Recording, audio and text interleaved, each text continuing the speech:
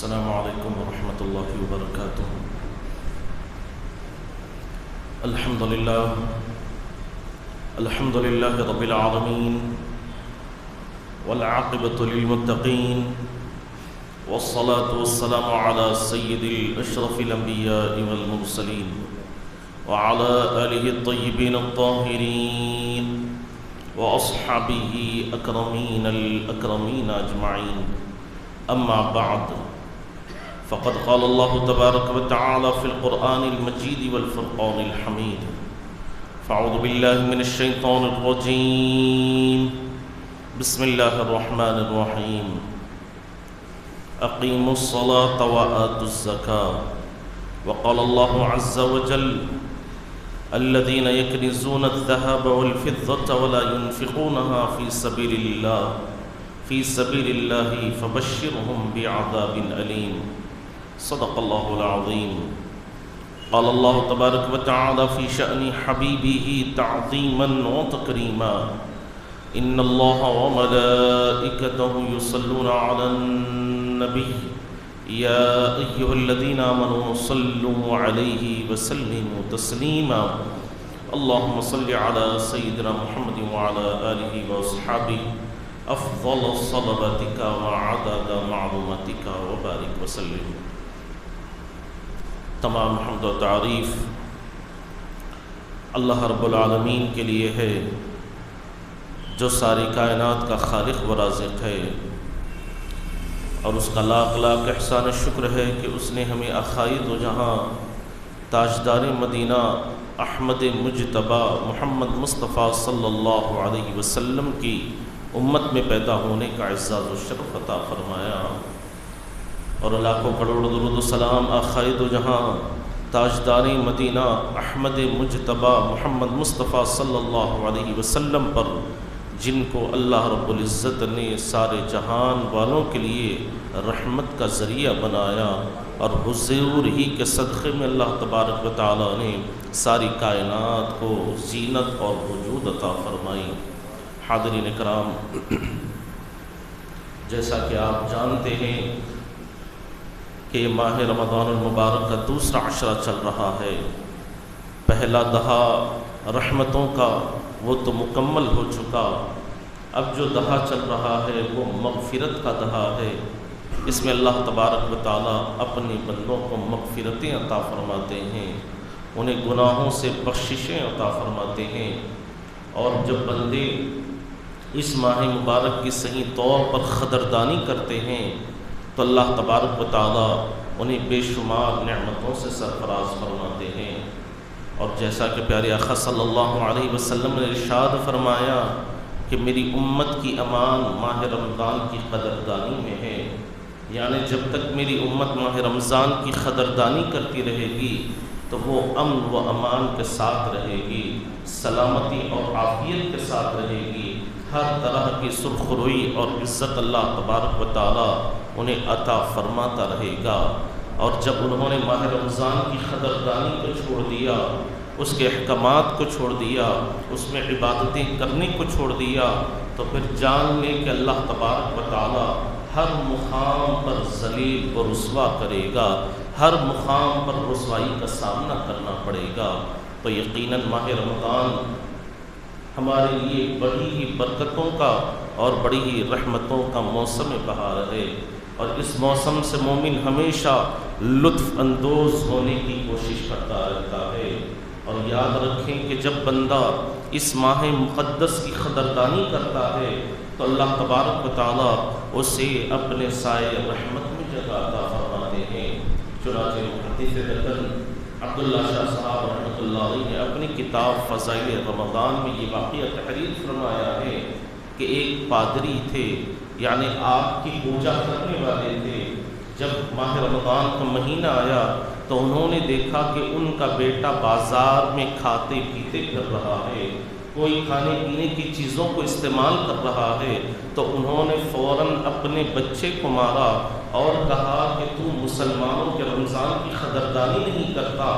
چنانچہ حاضرین کرام،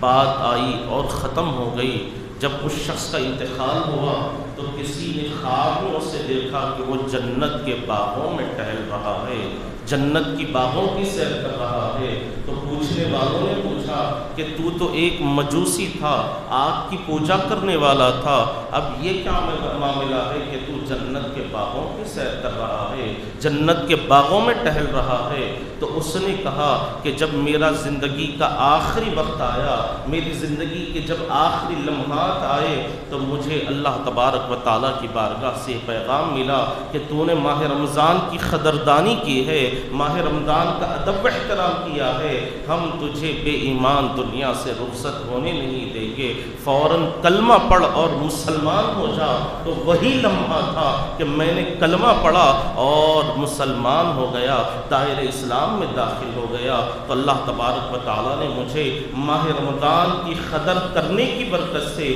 مجھے یہ انعام عطا فرمایا۔ تو آپ غور فرمائیں کہ ایک غیر مسلم، ایک غیر ایمان والا، آگ کی پوجا کرنے والا جب ماہ رمضان کی قدردانی کرتا ہے تو اللہ تبارک و تعالیٰ اسے دوزخ کی آگ سے محفوظ فرما دیتے ہیں۔ تو آپ غور فرمائیں کہ اگر یہی ایک مسلمان، یہی مومن اگر ماہ رمضان کی قدردانی کرے گا تو پھر اللہ تبارک و تعالیٰ اسے کیسے کیسے انعامات سے سرفراز نہیں فرمائے گا، کیسی کیسی نعمتوں سے سرفراز نہیں فرمائے گا۔ لیکن حاضرین کرام، افسوس کا مقام یہ ہے، دیکھنے میں آتا ہے کہ آج کل ہم مسلمانوں کی حالت یہ ہو گئی ہے، ہمارے معاشرے کی یہ کیفیت ہو گئی ہے، نہ ماہ رمضان کی قدردانی کا کوئی احترام ہے، نہ روزے داروں کا کوئی احترام ہے، نہ کسی قسم کی عبادتوں کا کوئی اہتمام ہے۔ روزے داروں کے سامنے کھانا پینا آج کوئی عیب کی بات نہیں مانی جاتی، آج اسے عیب سمجھا نہیں جاتا۔ اگر آپ پرانے حضرات سے پوچھیں گے، ہمارے بزرگوں سے پوچھیں گے، تو آپ کو معلوم ہوگا کہ جب بھی ماہ رمضان کا مہینہ آتا تو کھانے پینے کے جتنے مقامات ہوتے، جتنی ہوٹلز وغیرہ ہوتے، وہاں پر ایک پردہ ڈال دیا جاتا تاکہ ماہ رمضان کا ادب کیا جائے، احترام کیا جائے اور روزے داروں کو کسی قسم کی ان کے ذریعے تکلیف نہ ہو۔ لیکن آج حالات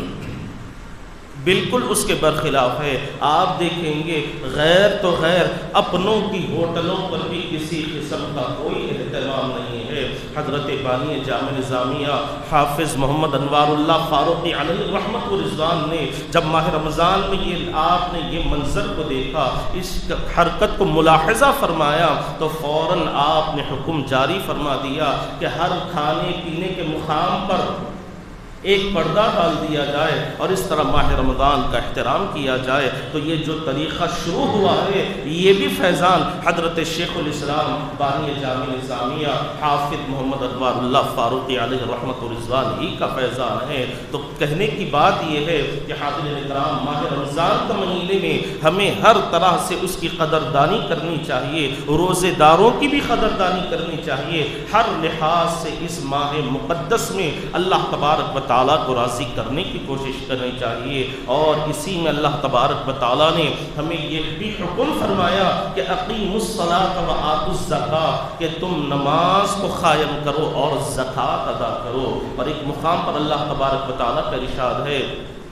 کہ پیارے آقا صلی اللہ علیہ وسلم سے اللہ تبارک و تعالیٰ نے فرما دیا کہ اے محبوب، آپ ان لوگوں سے فرما دیجئے جو سونا چاندی جمع کر کے رکھتے ہیں اور اللہ کے راہ میں خرچ نہیں کرتے، اے محبوب آپ انہیں دردناک عذاب کی خوشخبری سنا دیجئے، دردناک عذاب کی بشارت دے دیجئے۔ حاضرین کرام، غور فرمائیں کہ یہاں پر وضاحت کے ساتھ اعلان کیا جا رہا ہے کہ انہیں دردناک عذاب کی خوشخبری دے دی جائے، دردناک عذاب کی بشارت دے دی جائے۔ تو اس پر ہمیں غور کرنا چاہیے۔ خوشخبریاں تو اچھے چیز کے لیے ہوا کرتی ہے، اچھے عمل کے لیے ہوا کرتی ہے، لیکن یہاں پر جو سونا چاندی جمع کر کے رکھنے والے ہیں، اپنا مال جمع کر کے رکھنے والے ہیں، اللہ کے راستے میں خرچ نہیں کرتے، ان کے لیے فرمایا گیا کہ اے محبوب آپ فرما دیجئے کہ انہیں دردناک عذاب کی خوشخبری ان تک پہنچا دیجئے، ان کے لیے ہم نے دردناک عذاب کو تیار کر رکھا ہے۔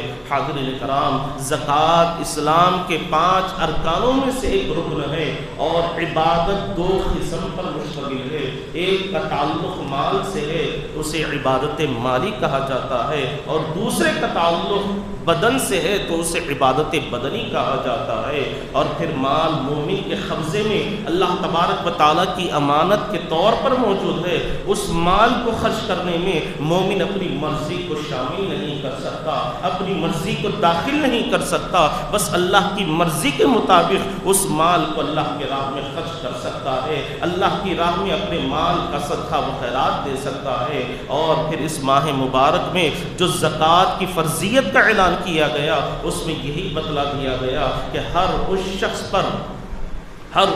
پر زکوٰۃ فرض ہے جو صاحب نصاب ہے، یعنی صاحب نصاب ہر اس شخص کو کہتے ہیں کہ جس کے پاس 6.25 تولے سونا یا 42.5 تولے چاندی موجود ہو، یا اس کے برابر روپیہ پیسہ موجود ہو، جس پر 1 سال گزر چکا ہو، تو ایسے شخص کو صاحب نصاب کہتے ہیں، اور ایسے ہی شخص پر زکوٰۃ کو فرض قرار دیا گیا ہے۔ تو اس شخص کو چاہیے اپنے سارے مال کا حساب کرے، اور اس میں سے 40واں حصہ اللہ تبارک و تعالیٰ کی راہ میں خرچ کرے، یعنی مثال کے طور پر ہر 100 روپئے میں سے 2.5 روپئے اللہ تبارک و تعالیٰ کی راہ میں خرچ کرے، اللہ کے نام پر اپنے مال کی زکوٰۃ ادا کرے۔ اور حاضرین کرام، یہ نیکیوں کا موسم بہار ہے، اس میں مومن ہر طریقے سے اللہ کی راہ میں اپنے مال کو خرچ کر کے لطف اندوز ہونے کی کوشش کرتا ہے۔ اور پھر اللہ تبارک و تعالیٰ نے جس طرح قرآن مجید میں فرما دیا کہ مال کو دنیا کی زینت اور فتنہ قرار دیا ہے، اسی لیے اسلام نے ہمیشہ اپنے ماننے والوں کو یہی تعلیم دی ہے کہ مال کی محبت سے اپنے آپ کو محفوظ رکھو، مال کی محبت کو اپنے دل میں بسانے کی کوشش نہ کرو، بلکہ اس مال کو اللہ کے راہ میں خرچ کرتے ہوئے اللہ کو راضی کرنے، اس کے حبیب کی خوشنودی حاصل کرنے کی کوشش کرتے رہو۔ اور پھر قرآن مجید میں بیان کر دیا گیا کہ اس شخص کی مثال جو اللہ کے راستے میں اپنے مال کو خرچ کرتا ہے، ایسی ہی ہے جیسا کہ اس نے اللہ کے راہ میں مال خرچ کیا، ایک بیج بویا جس سے ایک بالی ہوئی اور اس سے پھول کھلے، اور پھر اللہ تبارک و تعالیٰ اسے پھل عطا فرمایا۔ تو اس آیت کریمہ میں بتلایا جا رہا ہے کہ اگر کوئی ہمارے راستے میں مال کو خرچ کرتا ہے، 1 روپیہ بھی خرچ کرتا ہے، تو ہم اسے بے حساب اجر و ثواب عطا فرماتے ہیں۔ من جاء بالحسنۃ فلہ عشر امثالها، کہ جو اللہ کی راہ میں ایک کام اچھا کرتا ہے، ایک نیکی بھی کرتا ہے، تو اللہ تبارک و تعالیٰ اس کے بدلے میں اسے 10 نیکیاں عطا فرماتے ہیں، اس عمل کے بدلے میں اسے 10 نیکیوں کا ثواب دیا جاتا ہے۔ اور مال اللہ کی راہ میں وہی لوگ خرچ کرتے ہیں جن کے دل میں درد دلی اور ہمدردی کا جذبہ ہوتا ہے۔ جب انسان کے اندر دوسروں کی تکالیف کا احساس پیدا ہو جائے، جب دوسروں کی تکلیف کو دیکھ کر انسان بے چین اور بے قرار ہو جائے، تو ایسا ہی شخص اللہ کے راستے میں اپنے مال کو خرچ کرتا ہے، اور پھر وہ اپنی ضروریات پر اپنے مسلمان بھائی کی ضروریات کو ترجیح دیتا ہے، حتیٰ کہ اپنا کھانا پینا، اپنا سونا جاگنا، اپنا ہر عمل اپنے مومن بھائی کے لیے قربان کر دیتا ہے، ہر لحاظ سے اس کی ضروریات کو پورا کرنے کی کوشش کرتا ہے۔ اور پھر اگر یہی مال کی محبت انسان کے دل میں بس جائے، یہی مال کی محبت میں انسان غرق ہو جائے، اپنے خالق و رزاق سے بے بہرا ہو جائے، تو پھر اس کا انجام بھی کتنا عبرتناک ہوتا ہے۔ آپ اس واقعے سے اندازہ لگا سکتے ہیں کہ پیارے آقا صلی اللہ علیہ وسلم کے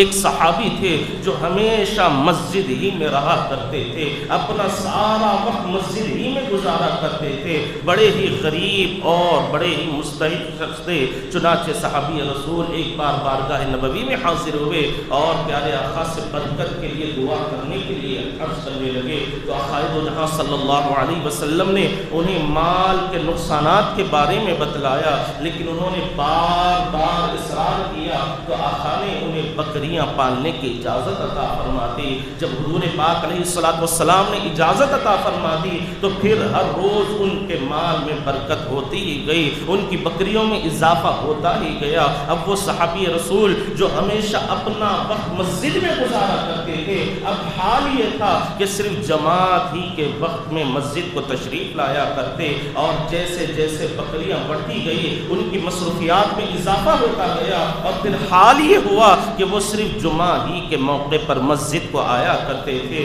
جمعہ ہی کی نماز پڑھنے کے لیے آیا کرتے تھے، اور جو بکریوں میں اضافہ ہوتا گیا تو پھر انہیں مدینے پاک کو بھی چھوڑنا پڑا اور پہاڑوں کے دامن میں اپنا گزر بسر کرنا پڑا، اور ان کے دل میں مال کی محبت اس قدر بس گئی، اس طرح وہ مال کی محبت میں غرق ہو گئے کہ آقائے دو جہاں صلی اللہ علیہ وسلم نے اپنے ایک نمائندے کو زکوٰۃ کا مال وصول کرنے کے لیے ان کے پاس بھیجا تو انہوں نے یہ کہہ کر واپس بھیج دیا کہ میں خود اپنے مال کا حساب کر کے پیارے آقا کی خدمت میں پیش کروں گا۔ چنانچہ نمائندے نے آ کر آپ کا پیغام پہنچا دیا، پھر وقت گزرتا گیا، کچھ وقت کے بعد پھر حضور نے اپنے نمائندے کو دوبارہ روانہ فرمایا تو انہوں نے وہی جواب دیا جس پر پیارے آقا صلی اللہ علیہ وسلم نے افسوس فرماتے ہوئے ارشاد فرمایا کہ افسوس کہ مال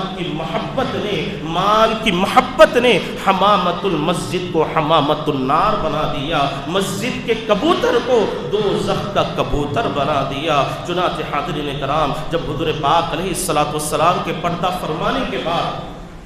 یار غار صدیق بابقار کے دور خلافت آتا ہے تو حمامت المسجد اپنا تھوڑا سا مال لے کر حضرت ابوبکر صدیق کی بارگاہ میں حاضر ہوتے ہیں، تو حضرت ابوبکر صدیق رضی اللہ عنہ نے ارشاد فرمایا کہ تم اپنے سارے مال کا حساب کر کر مکمل زکوٰۃ لے کر آؤ، یہ تھوڑا سا مال میں تمہارا قبول نہیں کروں گا۔ چنانچہ پھر وہ واپس چلے گئے اور مال کی محبت میں ایسے غرق رہے کہ انہیں اس طرف توجہ کی توفیق ہی نہیں ہوئی، زکوٰۃ ادا کرنے کی توفیق ہی نہیں ہوئی۔ حاضرین کرام، روایات میں آتا ہے کہ پھر جب حضرت عمر فاروق رضی اللہ عنہ کا دور خلافت آیا تو پھر اپنا تھوڑا سا مال لے کر بارگاہ عمر میں حاضر ہوتے ہیں تو حضرت عمر فاروق رضی اللہ عنہ نے یہ کہہ کر دھتکار دیا کہ وہ مال جو میرے پیارے آقا کی بارگاہ میں نہیں پہنچا اور جس مال کو یار غار صدیق باوقار نے دھتکار دیا، میں ایسے مال کو کیسے قبول کر سکتا ہوں۔ چنانچہ آپ نے ان کے اس زکوٰۃ کو رد فرما دیا، ان کے مال کو قبول نہیں فرمایا۔ اب پھر حمامت المسجد واپس چلے گئے اور اس طرح دنیا سے قسمہ پرسی کی حالت میں رخصت ہوئے کہ بے انتہائی مجبوری کے ساتھ، بے انتہائی لاچاری کے ساتھ وہ دنیا سے رخصت ہوئے۔ اور حضور پاک علیہ السلام نے جو پیشن گوئی فرمائی تھی کہ مال کی محبت نے حمامت المسجد کو حمامت النار بنا دیا، مسجد کے کبوتر کو دوزخ کا کبوتر بنا دیا۔ تو حاضرین کرام، آپ غور فرمائیں کہ ایک صحابی رسول جن کی نشو و نما حضور پاک علیہ السلام کے زیر سایہ ہوئی، جن کی تربیت حضور کے سایہ سرپرستی میں ہوئی، لیکن مال کی محبت نے انہیں اس قدر گمراہ کر دیا کہ انہوں نے اپنے خالق و رزاق کو بھی بھول گئے، اپنے پروردگار کو بھی فراموش کر دیا، پیارے آقا کے احکامات کو بھی انہوں نے نظر انداز کر دیا۔ تو پھر ان کا کس طرح عبرتناک انجام ہوا۔ تو اسی لیے قرآن مجید کہتا ہے کہ فاعتبروا یا اولی الابصار، اے عقل رکھنے والوں، ان واقعات کو دیکھ کر عبرت حاصل کرو، ان واقعات کو دیکھ کر سبق حاصل کرو۔ اس لیے قرآن مجید میں اللہ تبارک و تعالیٰ نے فرما دیا کہ وہ لوگ جو سونا چاندی جمع کر کے رکھتے ہیں، اللہ کے راستے میں خرچ نہیں کرتے، تو اے محبوب آپ انہیں دردناک عذاب کی خوشخبری سنا دیجئے۔ دردناک عذاب ہم نے ان کے لیے تیار کر رکھا ہے۔ اور اسی طرح آگے ارشاد ہو رہا ہے کہ یوم یحمى علیہا فی نار جہنم فتکوی بہا جباہہم وجنوبہم وظہورہم ھذا ما کنزتم لانفسکم فذوقوا ما کنتم تکنزون۔ یعنی کل جب نار جہنم دہکائی جائے گی تو ان کے سونے اور چاندیوں کو پگھلایا جائے گا اور اس کے ذریعے سے ان کی پیشانیوں کو داغا جائے گا، ان کے پیٹوں کو داغا جائے گا، ان کے پہلوؤں کو داغا جائے گا، اور ان سے کہا جائے گا کہ یہی وہ مال ہے کہ جس کی محبت میں تم دنیا میں ڈوبے ہوئے تھے، یہی وہ مال ہے جس کے لیے تم نے اپنے بھائی کی حق تلفی کی ہے، یہی وہ مال ہے جس کے لیے تم نے اپنے مزدوروں کی حق تلفی کی ہے، یہی وہ مال ہے جس کے لیے تم نے نہ جائز کو دیکھا نہ ناجائز کو دیکھا، ہر طرح سے مال ہی کی محبت میں ڈوبے رہے۔ لو آج اس مال کے جمع کرنے کا مزہ چکھو، اس مال کے جمع کرنے کا مزہ چکھو، یہی وہ مال ہے جس سے تو میرا میرا کہا کرتا تھا، جس کی محبت میں تو ڈوبا ہوا رہتا تھا، جس مال سے تو لپٹا ہوا رہتا تھا، آج اسی مال کے جمع کرنے کا مزہ چکھ لے۔ اور جو لوگ زکوٰۃ ادا نہیں کرتے، زکوٰۃ واجب ہونے کے باوجود، فرض ہونے کے باوجود بھی ادا نہیں کرتے، تو ان کے مالوں کو اللہ تبارک و تعالیٰ پگھلا کر ایک سانپ کی شکل بنائے گا اور اسے ان کے گلے میں ڈال دے گا، تو وہ لوگ گھبرائیں گے اور کہیں بھاگنے دوڑنے لگیں گے، تو پروردگار فرمائے گا کہ یہی وہ مال ہے جس سے تو محبت کیا کرتا تھا، یہی وہ مال ہے جس سے تو دن رات چمٹا رہتا تھا، یہی وہ مال ہے جسے تو ہمیشہ اپنے سینے سے لگا کر رکھا تھا، آج اس مال کو جمع کرنے کا مزہ چکھ لے۔ حاضرین کرام، مفسرین کرام، صوفیہ کرام یہاں پر ایک واقعہ تحریر فرماتے ہیں کہ حضرت موسیٰ علیہ السلام سے ایک مرتبہ اللہ تبارک و تعالیٰ نے ارشاد فرمایا کہ اے موسیٰ یہ تمہارے ہاتھ میں کیا ہے؟ تو حضرت موسیٰ نے عرض کیا کہ مولا یہ میری لاٹھی ہے جس سے میں ٹیک لگا کر بیٹھتا ہوں، جس سے میں پتیاں چاٹتا ہوں اور بکریوں کو بھی ہانکتا ہوں اور بہت سارے کام بھی کرتا ہوں۔ تو اللہ تبارک و تعالیٰ نے فرمایا کہ اے موسیٰ اسے ذرا زمین پر تو ڈال۔ تو پیارے حضرت موسیٰ علیہ السلام حکم خداوندی پر اپنی لاٹھی کو زمین پر ڈالا، تو جیسے ہی لاٹھی کا زمین پر پڑنا ہی تھا وہ پھنکارے مارتا ہوا ایک بہت بڑا اژدہا بن جاتا ہے، جسے دیکھ کر حضرت موسیٰ گھبرا جاتے ہیں اور دوڑنے لگتے ہیں۔ تو اللہ تبارک و تعالیٰ فرما رہے ہیں جیسا کہ صوفیہ کرام نے فرما دیا کہ اے موسیٰ ڈرتے کیوں ہو، گھبراتے کیوں ہو؟ یہی تو وہ لاٹھی تھی جسے تم ابھی میرا کہہ رہے تھے، جس سے تم بکریاں ہانکتے تھے، جس سے تم ٹیک لگا کر بیٹھا کرتے تھے۔ اسی طرح اللہ تبارک و تعالی حشر کے میدان میں ان لوگوں سے فرمائے گا جو سونا چاندی کو جمع کر کے رکھتے ہیں، اپنے مالوں کو جمع کر کے رکھتے ہیں، اللہ کے راستے میں خرچ نہیں کرتے، ان سے اللہ تبارک و تعالیٰ یہی فرمائے گا، ان کے گلے میں سانپوں کی شکلوں میں ڈال کر ان کے مال کو کہا جائے گا کہ یہی وہ مال ہے جسے تو جمع کر کر رکھا کرتا تھا، یہی وہ مال ہے جس سے تو ہمیشہ چمٹا رہتا تھا، آج اس مال سے ڈرتا کیوں ہے، اس مال سے گھبراتا کیوں ہے جسے تو میرا کہا کرتا تھا۔ تو حاضرین کرام ہمیں اس واقعے سے معلوم ہوتا ہے کہ پیارے آقا صلی اللہ علیہ وسلم نے جو ارشاد فرما دیا، جو تعلیم دی ہے کہ اسلام ہمیشہ مال کو لٹا کر اللہ اور اس کے حبیب کی رضا مندی حاصل کرنے کی تعلیم دیتا ہے، اللہ اور اس کے حبیب کی خوشنودی حاصل کرنے کا طریقہ سکھلاتا ہے، اور ہم مسلمان ہیں، ہمیں چاہیے کہ پیارے آقا کی اطاعت کرتے ہوئے، اللہ کے احکامات کی پابندی کرتے ہوئے اپنی زندگیوں کو گزارے، اور اسلام ہمیں مال کو لٹا کر اللہ کے محبوب بننے کا طریقہ بتلاتا ہے، اس کے حبیب کے محبوب بننے کا طریقہ بتلاتا ہے، اس کے محبوب کے قریب ہونے کا سلیقہ بتلاتا ہے۔ حاضرین کرام واقعات میں آتا ہے کہ حضرت عبداللہ ابن مبارک رحمت اللہ علیہ جو بہت بڑے ولی کامل بزرگ گزرے ہیں، ان کے پاس ایک شخص حاضر ہوا اور عرض کرنے لگا کہ حضرت مجھ پر 700 روپیے کا قرض ہے، اگر آپ میری جانب سے اسے ادا فرما دیں تو آپ کا مجھ پر بڑا ہی احسان ہوگا۔ تو حضرت عبداللہ ابن مبارک رحمۃ اللہ علیہ نے اپنے خزانچی کو ایک چٹھی لکھ کر روانہ فرمایا کہ اس چٹھی لانے والے کو 7,000 روپیے عطا کر دیے جائیں۔ چنانچہ جب اس نے یہ رقم کو دیکھا تو مارے خوشی سے اس سے رہا نہ گیا، اور اس نے خزانچی سے جا کر کہہ دیا کہ میں نے حضرت سے 700 مانگے تھے اور آپ مجھے 7,000 عطا فرما رہے ہیں۔ تو خزانچی نے کہا کہ ذرا کچھ دیر کے لیے توقف کرو، کچھ دیر کے لیے رک جاؤ، میں حقیقت حال کو دریافت کروں۔ چنانچہ خزانچی نے پھر تحریر لکھی اور اس میں یہ تحریر فرمایا کہ یہ شخص آپ سے 700 روپیے کا طلبگار ہے اور آپ اسے 7,000 دینے کا ارشاد فرما رہے ہیں۔ جب یہ تحریر حضرت عبداللہ ابن مبارک رحمت اللہ علیہ کی خدمت میں پہنچتی ہے تو پھر آپ نے اس میں یہ تحریر فرما دیا اب قیمت کو دگنا کر دو، اسے 60,000 نہیں بلکہ 14,000 روپے اسے عطا کرو، 14,000 روپے سے دے دیے جائیں۔ جب خزانچی کے پاس وہ چٹھی پہنچتی ہے تو پھر انہوں نے یہ لکھ کر بھیجا کہ اگر اسی طرح مال کو خرچ کیا جائے تو پھر مال کا کس طرح ہم استعمال کر سکتے ہیں، مال کیسے ہمارے پاس جمع رہ سکتا ہے۔ تب حضرت عبداللہ بن مبارک رحمۃ اللہ علیہ نے ارشاد فرمایا، اسلام ہمیں یہی تو تعلیم دیتا ہے کہ مال کو لٹا کر اللہ کے قریب ہو جاؤ، مال کو اللہ کے راستے میں خرچ کر کے اس کے محبوب کے قریب بننے کی کوشش کرو۔ تو حاضرین اکرام، اس واقعے سے معلوم ہوتا ہے کہ جو لوگ بھی اللہ کے راستے میں اپنے مال کو خرچ کرتے ہیں، اللہ کو راضی کرنے کے لیے اپنے مالوں کی قربانی پیش کرتے ہیں، تو انہی کے لیے اللہ تبارک و تعالیٰ نے بے شمار انعامات رکھے ہیں، انہی کے لیے اللہ تبارک و تعالیٰ نے جنت کے باغات کو تیار کیا ہے، طرح طرح کی نعمتوں سے اللہ تبارک و تعالیٰ انہیں سرفراز عطا فرماتا ہے۔ اور ایمان والوں کی، مومنوں کی نشانی قرآن مجید میں یہی بتلا دی گئی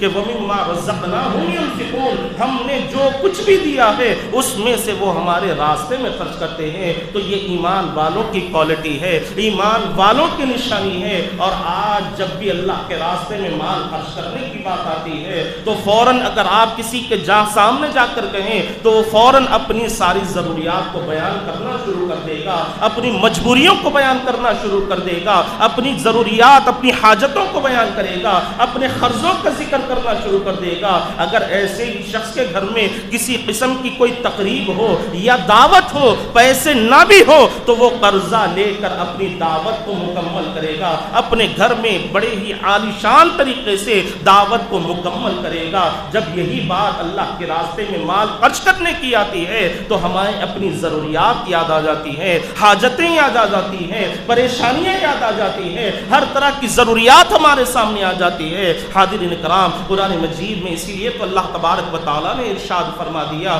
ایمان والوں کی نشانی یہ ہے کہ الذین ينفقون اموالهم فی السراء والضراء، کہ اللہ کے نیک بندے مومن وہ ہوتے ہیں جو تنگ دستی میں بھی اللہ کے راستے میں خرچ کرتے ہیں اور فراغی کے حالت میں بھی اللہ کے راستے میں خرچ کرتے ہیں۔ اللہ جب انہیں مال دیتا ہے تب بھی وہ اللہ کے راستے میں خرچ کرتے ہیں، جب اللہ تبارک و تعالیٰ کچھ ان کے لیے معاملات کو تنگ فرما دیتا ہے، ان کے وسائل کو تنگ فرما دیتا ہے، تب بھی وہ اللہ کے راستے میں خرچ کرتے رہتے ہیں۔ تو یہی ایمان والوں کی نشانی ہے۔ تو ہمیں چاہیے کہ ہم اپنی مصیبتوں کا واگیلا نہ کریں، اپنی ضروریات کو بیان نہ کریں، بلکہ اللہ کے راستے میں اپنے مال کو خرچ کرنے کی کوشش کریں، اپنے مال کو خرچ کرتے ہوئے اللہ اور اس کے حبیب کو راضی کرنے کی کوشش کریں۔ صحابہ کرام کی اگر ہم زندگیوں کو اٹھا کر دیکھیں گے تو ہمیں پتہ چلے گا کہ کچھ ایسے بھی جنگ کے مواقع آئے کہ صحابہ کرام نے اپنے گھر کا سارا ساز و سامان لا کر حضور کی بارگاہ میں پیش کر دیا،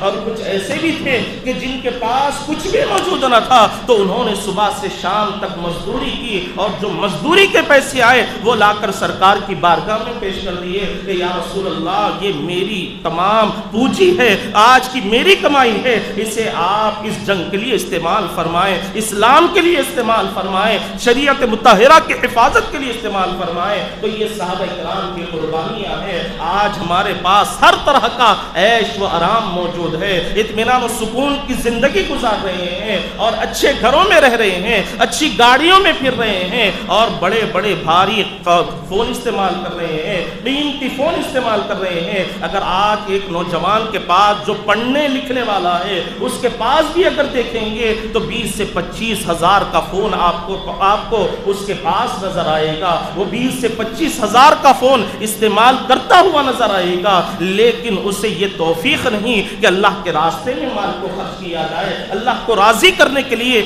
اپنے مال کی قربانی پیش کی جائے۔ اس کی وجہ یہ ہے کہ اس کے سرپرستوں نے اسے اس طرح کی تعلیم نہیں دی ہے، اسے اس طرف توجہ نہیں دلائی ہے۔ ذرا صحابہ کرام کی زندگیوں کو اٹھا کر دیکھیں کہ جب حضرات حسنین کریمین نے اپنے گھرانے میں آنکھ کھولی تو کیا منظر تھا کہ حضور پاک علیہ السلام دن بھر مخلوق خدا کی خدمت میں لگے ہوئے ہیں، ساری مخلوق کی ضروریات کو پورا کرنے میں لگے ہوئے ہیں۔ شیر خدا حیدر کرار کا معاملہ یہ ہے، وہ سخاوت میں لگے ہوئے ہیں، لوگوں کی ضروریات کو پورا کرنے میں لگے ہوئے ہیں۔ جب وہ یہ منظر کو دیکھتے ہوئے بڑے ہوئے تو اس کا اثر یہ ہوا کہ انہوں نے اسلام کے لیے نہ صرف اپنے مال کو قربان فرمایا بلکہ اپنی جان کی بھی قربانی پیش فرما دی، اپنے اہل و عیال کو بھی قربان فرما دیا، اپنے ننھے معصوم علی اصغر کی بھی قربانی پیش فرما دی۔ تو حاضرین کرام، بچپن سے اگر ہم بچوں کے اندر اس طرح کا جذبہ پیدا کریں گے، ان کو اس طریقے کی تعلیم اور تربیت کریں گے، تو بڑے ہو کر وہ عمل کرنے کی کوشش کریں گے، بڑے ہو کر وہ اسلامی تعلیمات پر چلنے کی کوشش کریں گے، بڑے ہو کر وہ حضور پاک علیہ السلام کے بتائے ہوئے راستے پر چلنے کی کوشش کریں گے۔ تو ہمیں چاہیے کہ بچپن ہی سے بچوں کی تربیت کی جائے۔ غریبوں اور محتاجوں کی مدد کرنی ہو تو بچوں کے ہاتھ میں روپیہ پیسہ دے کر ان کی مدد کی جائے، تو یقیناً اس کا اثر یہ ہوگا، ایک تو ایک غریب کے پاس مال پہنچ جائے گا، اور دوسرا فائدہ یہ ہوگا کہ ہمارے بچوں کی بھی تربیت ہوگی۔ لیکن آج ہمارا معاملہ اس کے بالکل برخلاف ہے، تو پھر ہمارے بچے دیندار کیسے بن سکتے ہیں؟ حضور کی محبت کرنے والے کیسے بن سکتے ہیں؟ دین کے لیے، اسلام کے لیے اپنی جانوں کی قربانی کیسے پیش کر سکتے ہیں؟ ذرا آپ مسجد اقصی کی طرف نظر ڈال کر دیکھیں، فلسطین کی طرف اگر آپ نظر ڈال کر دیکھیں گے تو چھوٹا سا علاقہ ہے، اور اسرائیل جیسی طاقت رکھنے والا ملک وہ فلسطین پر اپنی حکومت کو پورا نہیں کر پا رہا ہے، فلسطین پر قبضہ نہیں کر پا رہا ہے۔ وجہ کیا ہے؟ کہ ان کے دلوں میں ایمان کا جذبہ موجود ہے، ان کے دلوں میں ایمان کی حرارت موجود ہے، حضور کی محبت ان کے دلوں میں موجود ہے۔ اور آپ نے حالیہ اخبارات میں 2 دن پہلے ہی پڑھا ہوگا کہ حال یہ تھا کہ اسرائیلی فوجوں نے ایسا ان پر ظلم و ستم کیا کہ انہیں مارنے لگے، نماز کی حالت میں ان پر ظلم و ستم کے بازار کو گرم کیا گیا، انہیں تکلیفیں پہنچائی گئی، جب ان پر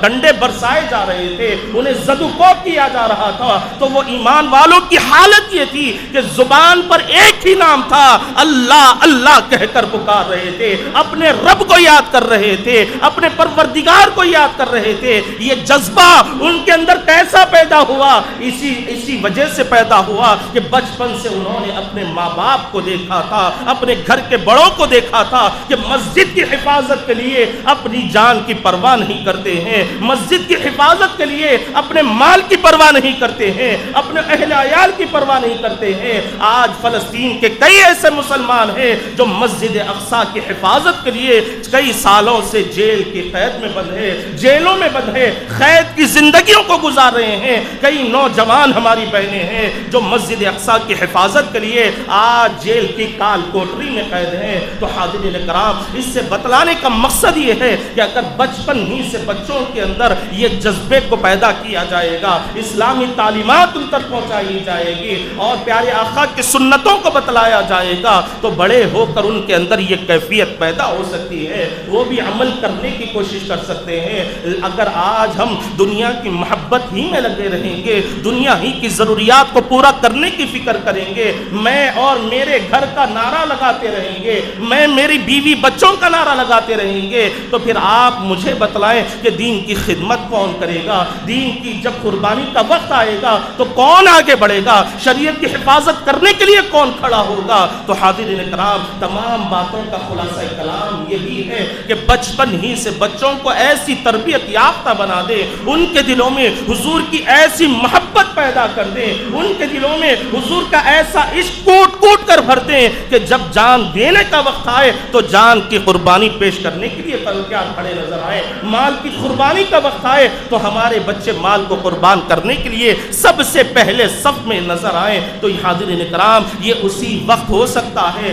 جب خود پہلے ہم اس پر عمل کر کر دکھائیں، پہلے خود ہم اس پر عمل کرنے کی کوشش کریں گے، تو اس کے بعد پھر ہمارے بچوں میں یہ کیفیت پیدا ہو سکتی ہے۔ اور میں بارہا حضرت شیر خدا حیدر کرار کا یہ قول بار بار آپ کی خدمت میں عرض کرتا ہوں کہ آپ نے فرما دیا کہ ماں باپ اپنے اولاد کو جیسا بنانا چاہتے ہیں، اولاد کبھی ویسی نہیں بنتی، بلکہ ماں باپ جیسے ہیں اولاد ویسی ہی بنتی ہے، ماں باپ جیسے ہیں اولاد ویسی ہی بنتی ہے، ماں باپ کی جو عادتیں ہیں اولاد کے اندر بھی وہی عادتیں آتی ہیں۔ اگر ماں باپ کی عادتیں اچھی ہیں، قرآن کی تلاوت کرتی ہیں، حضور کی بارگاہ میں درود و سلام کے نذرانے پیش کرتی ہیں، تو اولاد کے اندر بھی یہی کیفیتیں پیدا ہوں گی۔ اگر ماں باپ گندی گندی گالیاں دیں گے، گندے گندے گانے سنیں گے اور گندی گندی فلمیں دیکھیں گے، لوگوں کے ساتھ بد اخلاقی سے پیش آئیں گے، لوگوں کی حق تلفی کریں گے، لوگوں کی ضروریات کا خیال نہیں کریں گے،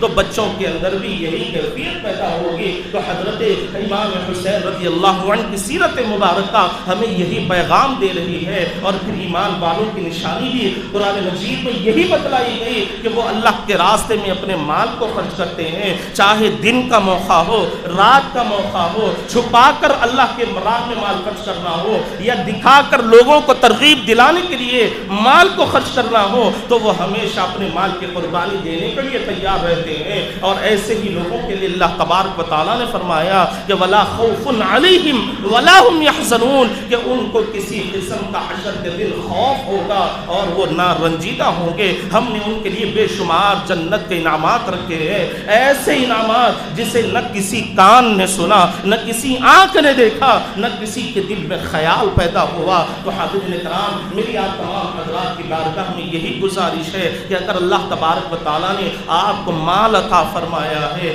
مال و دولت سے سرفراز کیا ہے، تو اللہ کے راستے میں اپنے مال کو خرچ کرتے رہیں۔ اور وہ حضرات جن پر زکوٰۃ فرض ہے، انہیں چاہیے کہ جلد سے جلد اپنے مال کی زکوٰۃ ادا کر لیں، اس لیے کہ حضور پاک علیہ السلام نے فرما دیا کہ تم اپنے مالوں کی زکوٰۃ ادا کر کے اپنے مالوں کو محفوظ کر لو، اپنے مالوں کی حفاظت کر لو۔ اور پھر اللہ تبارک و تعالیٰ کے نام پر جب بندہ مال کو دیتا ہے، اپنا مال خرچ کرتا ہے، تو اللہ تبارک و تعالیٰ اس سے بڑھ کر اسے اجر و ثواب عطا فرماتا ہے، اور اجر و ثواب کے ساتھ اللہ تبارک و تعالیٰ اس کے مال میں بھی اضافہ فرماتا ہے۔ اور اس کو سمجھنے کے لیے یہی واقعہ کافی ہے کہ شیر خدا حیدر کرار حضرت علی المرتضیٰ رضی اللہ عنہ کی سیرت مبارکہ میں آتا ہے کہ ایک مرتبہ حضرت فاطمہ الزہرا رضی اللہ عنہا نے انار کھانے کی خواہش ظاہر فرمائی۔ آپ بازار کو، مارکیٹ کو جا کر انار لے کر واپس آتے ہیں تو راستے میں ایک آپ کو محتاج فقیر مسکین ملتا ہے اور وہ اپنی فریاد پیش کرتا ہے، تو حضرت شیر خدا حیدر کرار وہ انار اسے عطا فرما دیتے ہیں، اور بڑی ہی افسردگی کے عالم میں اپنے گھر کو واپس آتے ہیں۔ یہ خیال ستا رہا تھا کہ کبھی اس سے پہلے فاطمہ نے مجھ سے کوئی سوال نہیں کیا تھا، آج انار کھانے کی خواہش ظاہر فرمائی اور میں انہیں انار نہیں کھلا سکتا۔ اب میرے پاس پیسے نہیں کہ پھر میں دوبارہ جا کر انار کو خرید سکوں، اب میں فاطمہ کو کیا جواب دوں گا؟ یہی پس و پیش میں، اسی خیالات میں گم حضرت مولا کائنات حضرت علی کرم اللہ وجہہ الکریم اپنے گھر کو تشریف لاتے ہیں۔ اور جب حضرت فاطمہ الزہرا سیدۃ النساء فاطمہ الزہرا رضی اللہ عنہا نے شیر خدا حیدر کرار کے چہرے کو دیکھا تو سمجھ گئی کہ کوئی نہ کوئی واقعہ ضرور پیش آیا ہے، کوئی نہ کوئی چیز ضرور پیش آئی ہے۔ چنانچہ آپ کے پوچھنے سے پہلے ہی آپ نے یہ جواب دے دیا کہ میرے دل سے اب انار کھانے کی خواہش ختم ہو گئی، میرے دل سے انار کھانے کی خواہش نکل گئی۔ یہ گفتگو ابھی چل ہی رہی تھی کہ دروازے پر کسی نے دستک دی، اور جب جا کر دیکھا گیا تو ایک شخص آپ کے پاس ایک تھالی میں، ایک کشتی میں انار لے کر آتے ہیں اور کہتے ہیں کہ یہ ہماری طرف سے آپ کے لیے تحفہ ہے۔ جب حضرت علی کرم اللہ وجہہ الکریم اس انار کو لیتے ہیں اور گننے لگتے ہیں تو انار کی تعداد 9 تھی، 9 انار موجود تھے۔ تو حضرت مولا کائنات نے کہا کہ یہ میرا حصہ نہیں ہے، اسے واپس لے جاؤ۔ تو لانے والے نے ایک اور انار نکال کر دیا اور کہا کہ میں آپ سے مزاح کر رہا تھا، یہ بھی انار آپ کا ہے۔ تو حضرت مولا کائنات نے فرما دیا کہ اللہ تبارک و تعالیٰ کا وعدہ ہے کہ اگر کوئی ایک نیکی کرتا ہے تو ہم اس کے بدلے میں 10 نیکی عطا فرماتے ہیں۔ ہمارے راستے میں 1 روپیہ بھی خرچ کرتا ہے تو ہم اس کے مال میں 10 روپیے کی برکت عطا فرما دیتے ہیں۔ اس لیے قرآن مجید میں وضاحت کے ساتھ یہ اعلان کر دیا گیا کہ من جاء بالحسنۃ فلہ 10 امثالھا، کہ اگر کوئی ایک نیکی بھی کرتا ہے تو اسے اس کا بدلے میں 10 نیکیاں عطا کی جاتی ہے۔ تو حاضرین کرام، اگر ہم مال کو اللہ کے راستے میں خرچ کریں گے تو اس سے ہمارے مال میں کوئی کمی نہیں ہوگی، بلکہ اللہ تبارک و تعالیٰ اس خرچ کرنے کی برکت سے ہمارے مال میں اور اضافہ فرمائے گا، ہمارے مال میں اور برکت عطا فرمائے گا۔ اور زکوٰۃ کے سلسلے میں آپ حضرات سے گزارش ہے کہ جن پر بھی زکوٰۃ فرض ہے، واجب ہے، انہیں چاہیے کہ فوراً اپنی زکاتیں ادا کر دیں، اور یہ نہ سوچیں کہ میرے پاس پاس پونے 6 تولے سونا موجود نہیں ہے تو مجھ پر زکوٰۃ فرض نہیں۔ حاضرین کرام، مسئلہ یہ ہے کہ اگر آپ کے پاس 1 تولہ سونا بھی موجود ہے تو اسے آپ اگر حساب کریں گے تو آج کی جو اس کی بازار میں قیمت ہے 50,000 روپیہ قیمت ہے، اور ان 50,000 روپیوں میں 42.5 تولے چاندی آ سکتی ہے۔ تو اس طرح اس شخص پر بھی زکوٰۃ واجب ہے۔ اگر کسی کے پاس آدھا تولہ سونا موجود ہے اور تھوڑی بہت چاندی وغیرہ موجود ہے تو اسے بھی چاہیے کہ اس اپنے مال کا حساب کرے، اس سونے کا اور چاندی کو ملا کر حساب کرے۔ اگر وہ نصاب زکوٰۃ کا چاندی کے مقدار کے برابر بھی پہنچتا ہے تو ایسے شخص پر بھی زکوٰۃ واجب ہے۔ اور اگر دیکھا جائے تو آج ہر مسلمان کے گھر میں تھوڑا سا سونا تو ضرور موجود رہتا ہے۔ کان میں پہننے کی بالیاں بھی ہر ایک عورت کے پاس، لیڈیز کے پاس، خواتین کے پاس موجود رہتی ہے۔ پیروں میں وہ لوگ چین وغیرہ کا بھی استعمال کرتے ہیں، اور پھر اس کی مقدار کوئی 11 تولے کا استعمال کرتا ہے، کوئی 21 تولے کی چین استعمال کرتی ہے۔ تو اس طرح اگر ہم نصاب کو جمع کر کر دیکھیں گے تو ہر شخص پر زکوٰۃ فرض ہے، ہر شخص پر زکوٰۃ واجب ہے۔ تو آپ حضرات سے گزارش ہے کہ اپنے مالوں کا حساب کریں، اور اگر وہ زکوٰۃ کی مقدار کو پہنچتی ہے 42.5 تولے چاندی کی قیمت تک پہنچتی ہے، مثال کے طور پر اگر ہم اسے دیکھیں